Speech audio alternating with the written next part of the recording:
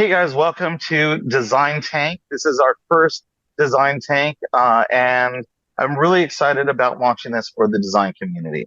My name is Joseph Hecker. I have one foot in the design industry, the other foot squarely in tech since 2012. In the tech space, there's a lot of different ways for businesses to share ideas, the community to come together, and there's a lot of really rallying behind business concepts.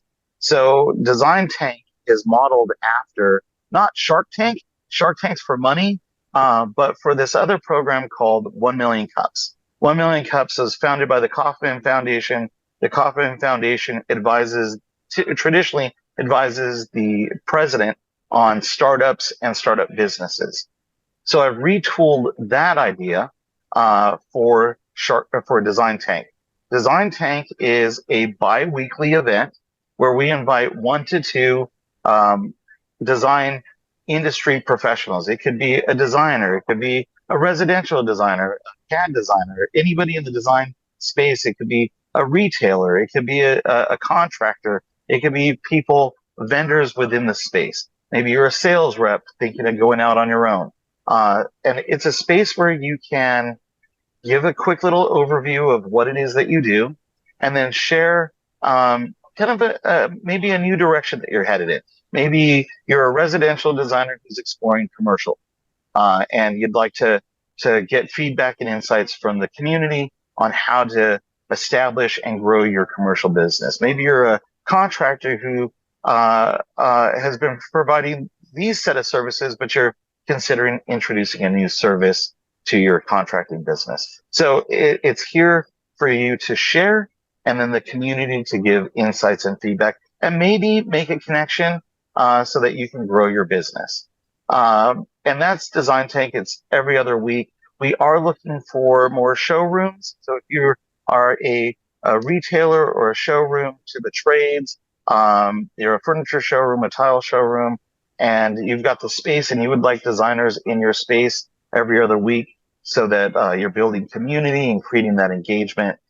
There's no cost to do it. There's no obligation to provide food or anything. Anything that you provide would be totally up to you, but it gives a space for the community to meet bi-weekly and share ideas and grow their businesses. So this is our first Design Tank, and I'm super excited to have Nick May, a great friend, a colleague in the podcast space, and we've ventured all over the country to a bunch of events. I'm currently sitting at HD Expo, and me and Nick have been out at HD Expo, I think with Kelly Ellis in the past. And so super excited to have Nick. I don't know too much about what he's going to be presenting. I know he's a great guy, and he's got an awesome business that's hit a milestone today. So Nick, if you wouldn't mind, the format for this is you'll have about 6 minutes to give that overview and pose your question, and then the audience will be able to have about 20 minutes of feedback. So Nick, would you like to take the floor? Well, great. Thanks, Joe, for having me. A lot of people would know me from podcasting for sure, but longer than podcasting, even though I was pretty much podcasting before most people even knew what it was. I've been a paint contractor for 25 years. In fact, you mentioned that today's a huge milestone, and today is literally the 25th anniversary of me starting my business. And so we've had a long run. We've done different things. I've definitely retooled and changed it over the years. We do specialize in residential painting, and more specifically, we specialize in interior painting. So we don't even do, your traditional exterior painting like most painters do. Over the last 10 years, my business has really focused on kitchen cabinet painting. So as the painted cabinet craze kind of took over the country, over the last 10 years, we saw that coming, or I saw that coming, and we really dove deep into it. And whenever I kind of make a shift, that's what I do, is I kind of, do a deep dive. I remember back when I first started the painting business, faux finishing was in vogue, on the mass scale and very popular. And we went pretty deep in that. We were one of the largest faux finishing companies here in Denver at the time, and then that trend phased out, and then we definitely caught the wave of cabinet painting. We probably for a while we were I definitely know for a while we were painting more kitchen cabinets than anybody in the country. We were at our peak. We were during COVID. We were probably doing between 30 and 35 kitchens a month, and now we're down to like 20 to 22 kitchens a month. But I saw this announcement that what you were doing, and I was already in the middle of another little shift that not that we're gonna leave what we've been doing, but it's more of an add-on, and it's something that is a little bit more design centric. Like, I'm a paint contractor, yes, but I do have a designer on staff, and over the years I've worked with a lot of our customers from a design standpoint, especially when we were back doing faux finishing. I would design a lot of the looks and come up with what we were going to be doing in a creative sense. In fact, even when I was working with designers, I would bring kind of the toolkit to the designer and say, okay, this is what we can do, and this is where I see you're trying to go. And so I would kind of come up with finishes that were unique and that would really fit the aesthetic. So the new thing that I'm trying to get feedback on today is we're looking to become a garage space design company, and more so implementation.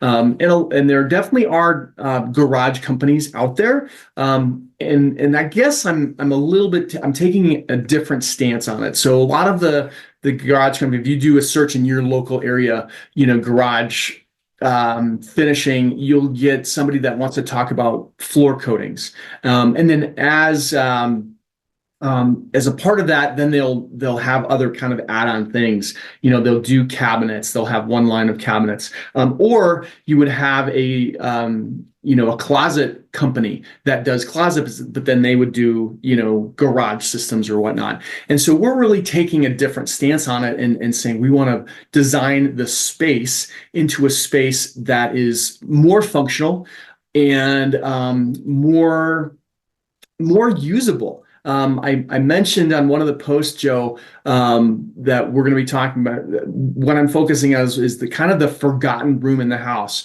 And I don't ever hear designers ever talking about the garage space. And it's a huge space. I personally, at my house, I have a 3-car garage. It has a huge ceiling. Like, the possibilities are literally endless of what you could do out there. And so I've started to do some research on what is possible. What are other people doing out there?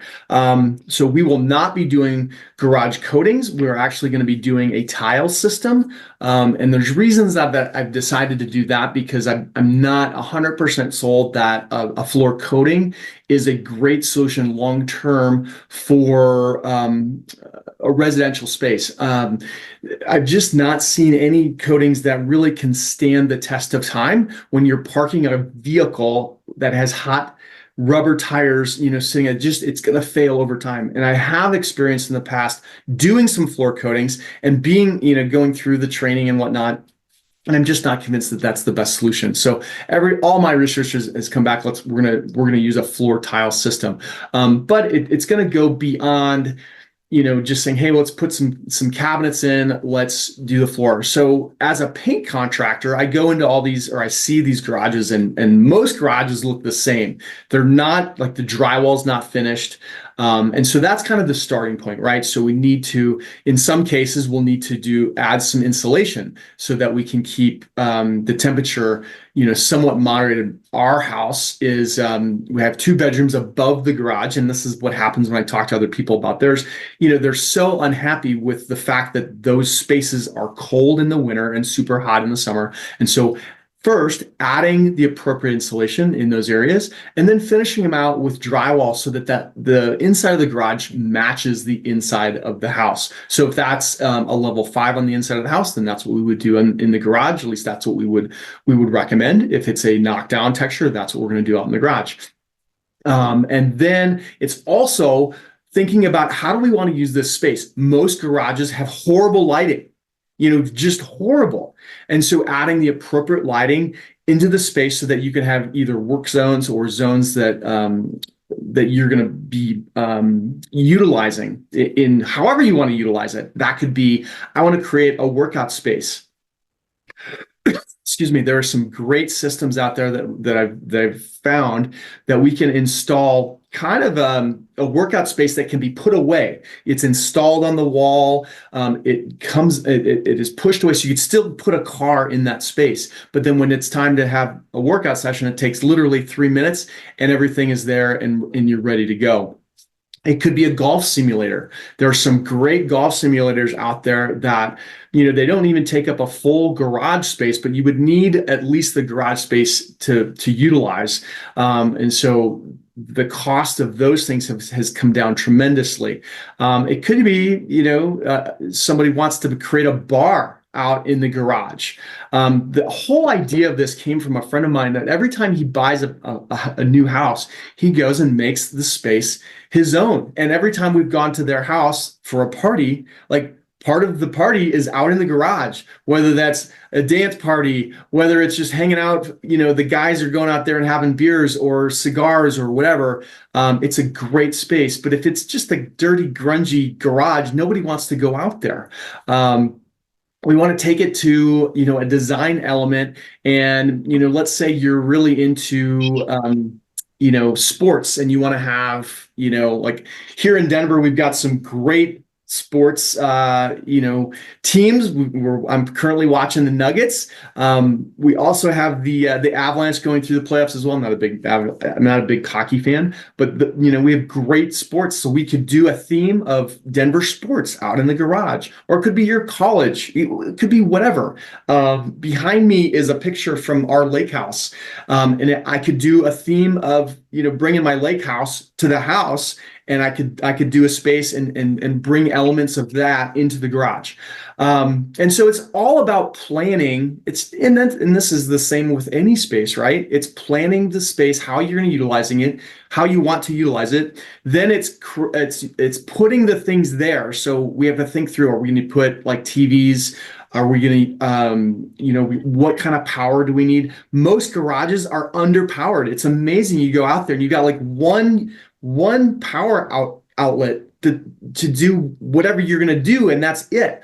And so it's adding the appropriate power. It's maybe hiding cables in there for I don't know what you would need to hide cables for, but maybe it's just putting a chase system in there so you can add cables, whether that's having some kind of AV system that has to have access to the ceiling or whatever it is. But it's thinking through, how do we want to use this space over time, and then building it out. And so that's the other aspect for us. We have all, and this is why I thought this was a great ad for my business, is I already have all of the components that we are currently doing in people's houses. I do painting, I do drywall, I have tile setters, I have cabinet guys, trim carpentry. Probably the biggest thing that I need to have a good electrician and an AV guy that can come in and assist us on those things.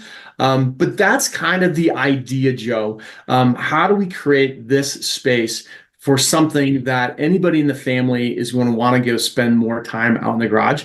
One component of it, depending on where you live, if you're on the northern half of the United States, heat is going to be important. And it's not that expensive to add heat into a garage. Now, obviously, we want to do the insulation properly, but we can add a gas heating system that doesn't take a lot of energy to heat the space, which it's going to do two things. It's going to, make that space more comfortable to go out and use it all year long. And it's going to make the space above the garage, more, sorry, my VoIP system is ringing at me, and I don't know how to quickly turn it off. So that's about the 6 minutes. So that's Nick, the idea. So I got it in under the buzzer. Yeah, no, perfect. What type of feedback would you like from the group? Is it validating the idea, or is it how you might go about building the business? Is it about your coverage area? What type of feedback would you like from the group? Sure. Yeah. So general feedback as a whole, as an idea, is one. And the other feedback that I would love to get is, is this something I need to create a whole nother entity for, or could I just continue to run it as a division of Walls by Design? So now we'll open it up to the group. So if there's any um, insights or feedback from what Nick just shared, and I'll go first to kind of set the tone. Nick, um, I love the idea. I love the idea. I do agree with you. It's kind of it's a room that we kind of just buy them. They're not even drywall. We're okay with 2x4s and weird lighting and old lighting usually, and yet it's a big footprint in the home. So I love the idea, and I do agree that garages tend to be led by design by either your storage unit people or your flooring resurfacing people.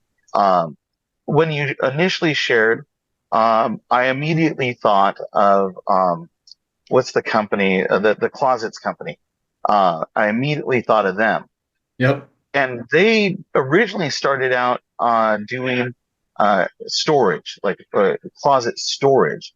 But I believe, and I'm going to blank on her name right now. It's Lisa. I think Lisa Adams is the person that I know from the closet company. Um, and I forget the name of the company. It might be the closet company.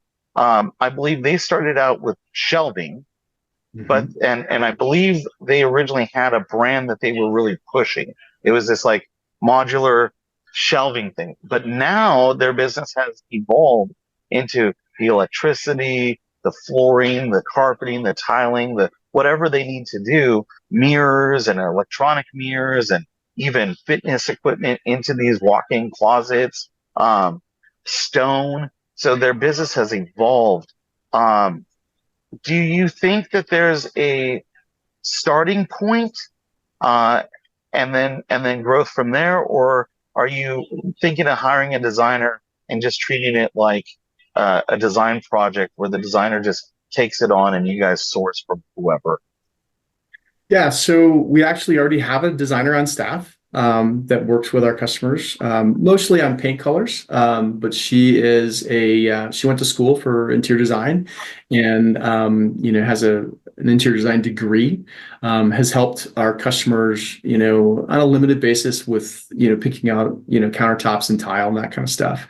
The idea is to come, like, I would work with her because I'm passionate about this. Like, I think it's a great it's a, I'm a creative guy, this, and anybody who knows me knows this.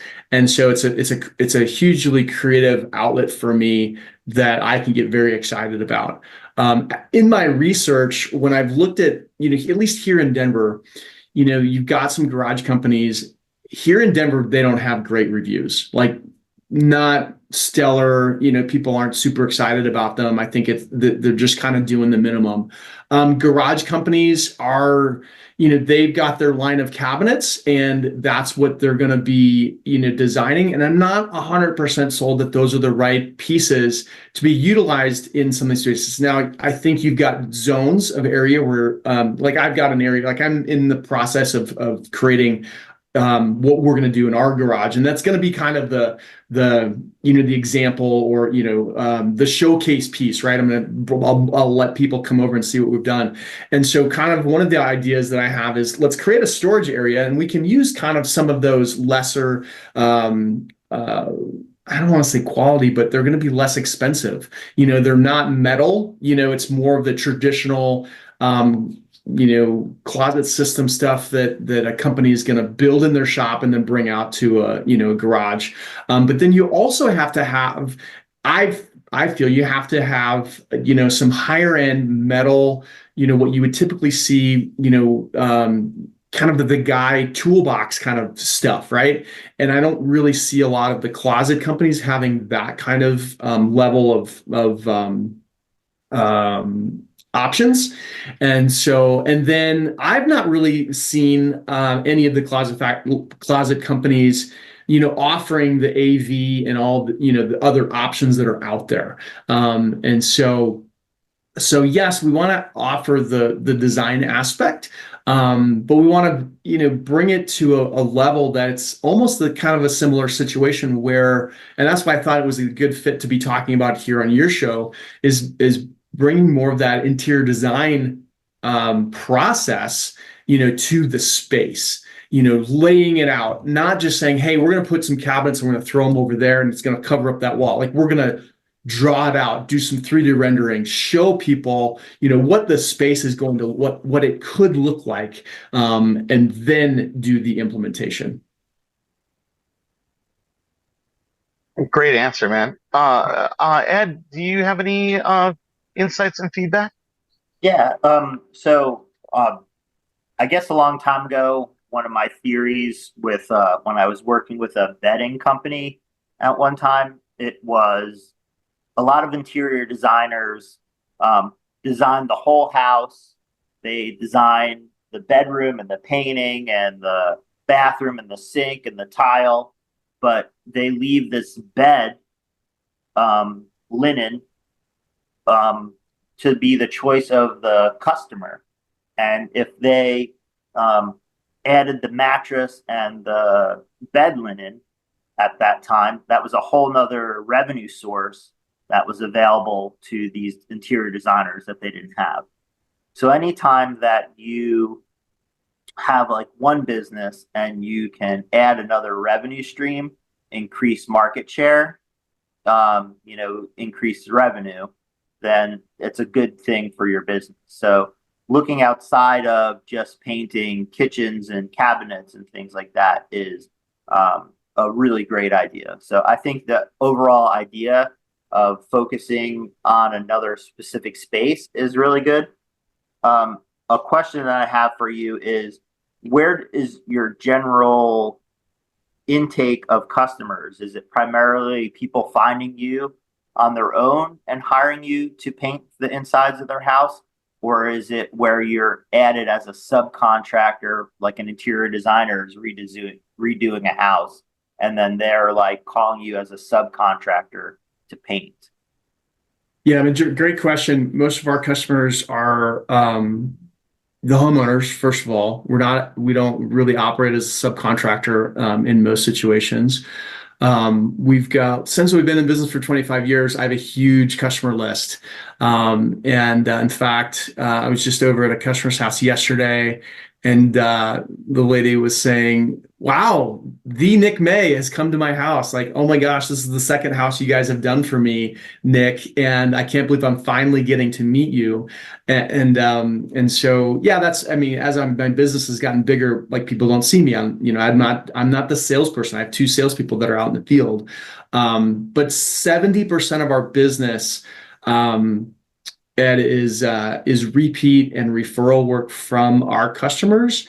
And then we do have designers that have a tendency to refer us out. And then we're pretty strong with the real estate community here in Denver. And that's been a focus for mine this last year, is to really get in front of real estate agents and get to be known as the kind of go-to, paint contractor that's going to, make them look good, and not just like, hey, here's a cheap guy that can come in and paint your house, but here's a guy that I would use in my house, right?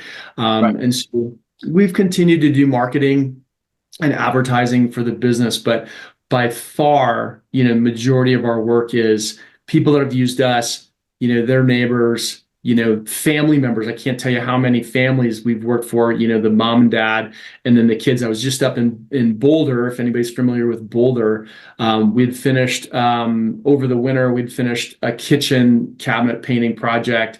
And she referred me to her mom, who lived just north of Boulder and was out there getting ready to do their project. And she goes, Nick, I heard about your garage idea and I love it. I want to talk to you about my garage. And probably she was like one of the people like was not on my radar, right? I was thinking more kind of younger, someone that would be more in their 40s, kind of in my, age bracket. And, they're retired now. And, but she's got an oversized garage, and it's all these things I was just talking about. She's got a laundry room that she's like, it's so cold in here that if you could come in and add some insulation, and then we can heat this space, then that space would be better. And then, they want to start utilizing, her husband likes to do projects and whatnot. And so anyways, all that to say, we have a huge base, and and the only way she knew about it is because I made a mention on social media one day that I was, thinking about doing this. And so, and as I've shared it with people that I work for, about this idea, you see their eyes light up. Oh my gosh, I have no idea who we could call to do this. And that sounds like a great idea. So the little bit of feedback that I've gotten from people has been really good. I need to get my project, kind of in the works and done, video the whole thing, showcase it, and then we can really start, getting in front of our customers with it. So my thought would be that if that's how you intake most of your customers and you have such a large client base, I wouldn't muddy the water with trying to have a whole nother business setup. I would just make it part of the Walls by Design entity. I just really think that allows you to tap into that customer base, which I mean, time is money, and customer resources lists are money. So, that's a big avenue for you to make this work greatly in advance. I could honestly see where people will come to you and then they'll start saying, can you design this other spot in my house?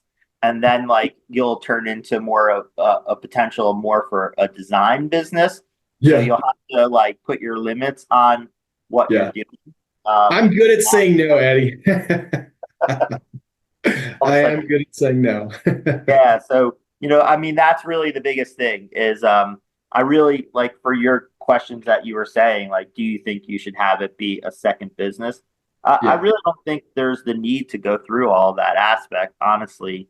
And I think that having a couple of key lines of cabinets that you work with is really smart. I know that in the Boulder area, there's or in Colorado in general, just tying into my love for hemp, people are doing more and more hemp associated insulations and things like that, hempcrete block walls and those types of things. Also, just more environmentally friendly aspects for cabinetry would be always a good thing for that area. I mean, you live there, so you know what your customers really would want. But I think having just a couple of key types of cabinets that you work with your designer and building in all those aspects, that's in places like California, everybody went with the inside out living, right? So they were like, hey, I need my living room to open up into my whole patio so that I can have full living space. In places like Colorado or Alberta, Canada, and things like that up north, where the winters are so driving, having the garage space be added to the living space could be really looked at as almost like a version of that indoor outdoor living in California, having where people can move into the garage to have their bar and their beer and have it be an actual living nice space would really be smart. What I really like about the garage space is that versus doing a lot in the backyard, and I love backyard spaces too, don't get me wrong, but when you go to the backyard, you're kind of isolated, right? And some people like that, right? But if your intent is you want to create a space and you want your neighbors to, to come over and see it, when you open the garage doors and you're doing something in the garage, it's more inviting, right? People are going to see that they're going to, your neighbor across the street's gonna be he's going to grab the beer and he's going to walk over, right? And I love that. That's more of what our neighborhood is done. So we'll find, a lot of times we'll grab the fire pit and it'll be on somebody's driveway, right? And there's no good space. Whereas if my garage was finished, we could just open up the doors, get the cars out of there, and we could all kind of just be in that space, still being outside. Right. You know what I mean? Right. And if it's insulated and nice and warm, you could even have people will be building larger garages, which I guess a lot of people in Colorado have that larger garage aspect. Cinder blocks are very like not thermodynamic, so they just get cold and they like are cold like your house. So with like hemp blocks and hempcrete, we're seeing people actually like spraying the outsides of the buildings, and then it increases the insulation factor of the garage itself. Like that's something that's just starting to happen in this last year. And the couple of people, the message that they sent to me during that process was, now I have I can live in my garage. I have more, like it's a usable space. So your aspect is just taking that one more level. So I like a lot. And that's the thing. I think there's two components that why people don't use their garages more. A, total disorganization, right? You go, you see somebody open their garage and it's just a mess, right? And a lot of that is just they just don't know how to organize it. Whereas if you create a space that has, areas to put stuff away, then you're going to utilize that space more. And then B, it's what you were just talking about, and that's, having climate control and having, in Colorado, we've got, gosh, it's so nice here, probably I would say more like 8 to 10 months of the year. And especially if we add a heating element to it, we can be out in that space, almost all year long. Well, obviously we just close the doors and we can use it all year long, which is more than what we can do if we just have a back patio, right? But, my garage is 600 square feet. Like that's as big as a tiny house, right? Like it's a ton of space. Whereas if you create these like little zones, you could have like a bar, out in the garage. And so that's a place to hang out that people want to be at. You can have a workout, area. And especially if it's designed and built so that it can be put away, so you could still utilize the garage as a garage. It's awesome. So anyways, I appreciate the feedback, especially on, whether to create another entity. I was leaning that direction already, but that helps me make that decision. Nick, I think a question that we probably will get on Design Tank as people present, and a fear that I think a lot of the design community might share is defensibility. Will people steal this idea? What are your thoughts on the defensibility of this idea? Because it seems like any interior designer could then go, oh, shoot, I forgot about the garage. Could I be selling the garage design as well? So what about defensibility of the garage space and your idea? That's funny that you say that. Being somebody that has the experience, excuse me, of being a podcaster and sharing, like not just in the design sense, like I was a podcaster in the paint community as well. I've shared, I don't think there's anything I've held back. Like we were in the cabinet space before anybody was in the cabinet space. And there's very few things that you can share that, someone's going to, take it over and then you're going to be at a loss, right? We are still in the forefront of cabinets. We still do probably more, especially more cabinets than anybody here in Denver, can do, and it really comes down to execution, right? Tons of people have great ideas, but at the end of the day, if you don't execute on the idea, and how did you execute on the idea, right? I'm never afraid of sharing, the ideas of what the direction I'm going or the things that I'm doing. We have one of the most efficient cabinet painting systems that I've ever seen. Like the numbers don't lie. Like when I look at it, like we can do a kitchen in half the number of hours that any other painting company is really doing. And we've shared our system for, I don't know, at least the last 8 years. And there's only been a handful of people that I've seen, go off and duplicate the system that I've done. And most of them have duplicated because they've come and they've actually paid me to learn the system, right? And so I don't ever like, great, if someone else wants to do, garages, like great, that gets the idea out to more people to even think of the space, right? Like I would love it if we get out there and more people are starting to talk about, garage spaces because there's other designers that are talking about it, right? Nobody probably 20 years ago was doing basement refinishing. And now basement refinishing is a big industry, right? There was at some point probably nobody doing, talking about, kitchen and bath as a whole industry. Now it's all like, it's a whole industry, right? One of the interesting things I wanted to throw out to you, because I know this is an idea that you could probably take and run with. As I was getting into this idea of doing, garages, I was like, is there a conference that I could go to where all the vendors of all the different things would be at? There's not a garage conference out there, right? I would love there to be a garage conference, like showcase all the flooring systems, showcase all the different, cabinet systems, showcase golf simulations that could be put into it, AV, For all the Tesla, everything. yeah, Like the there's so EV, many yeah. things. We need a conference, and maybe Joseph Hacker is the one to create the garage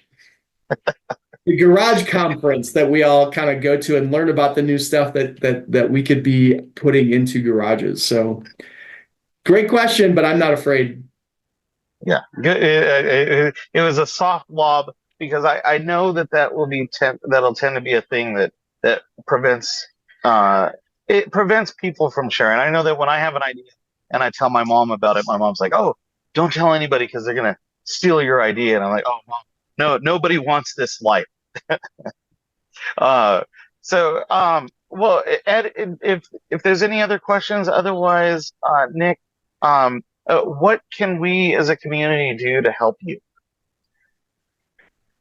If somebody is watching this later and they go, wow, that's a really great idea, please tell me. Either comment on I'm sure I'll be watching, whatever you put up, comment below, reach out to me.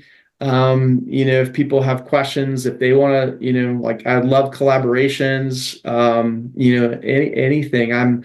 I'm such an open book and I love, meeting people. All that stuff is helpful. If people have experience, doing some design, like, hey, I did a garage and these are the problems that we ran into, those are great things for me to, the more I can identify that before we get into it, I'm sure we'll learn a ton as we start doing them. But, if anybody has any feedback or understanding of stuff that can pop up, I'm all ears. Perfect. Well, yeah, thank you so much for presenting, Nick. It was awesome. I love the idea. And for you guys who are watching this on Facebook and YouTube and LinkedIn, and just FYI, Nick gave permission to record and share.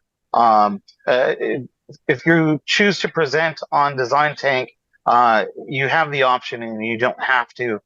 This is designed for your feedback and for you to benefit, for the community to be able to engage and leverage their experience and knowledge. It's not necessarily something that we stream or post live all the time. So if you're considering presenting, don't worry. Not all of these are shared publicly. It's up to you whether you want to. Going forward with Design Tank, this is now a bi-weekly event that'll happen here on Zoom, 9 o'clock Pacific, 12 o'clock Eastern, and then all time zones in the middle. Feel free to go to the Design Tank links, where you can apply to be a guest and get the Zoom link to join in and share your insights and feedback. Also, we're always accepting presenters, so feel free to hit the presenter link. And it goes basically just like Nick did. Here's an overview, and here's something I'm considering, and I'd like to get feedback. And that's the gist of it. There's no cost. There's no investment. This is not a Shark Tank for an investor. There's no Mr. Wonderful here. This is just purely Oh, to you are help the Mr. design Wonderful. community. This is purely for your benefit so that you guys can stay informed as you choose to make decisions. Ed and Nick, thanks so much for joining today and sharing on our very first design tank. No problem. Thank you. All right, thanks, guys. Good luck. I'm gonna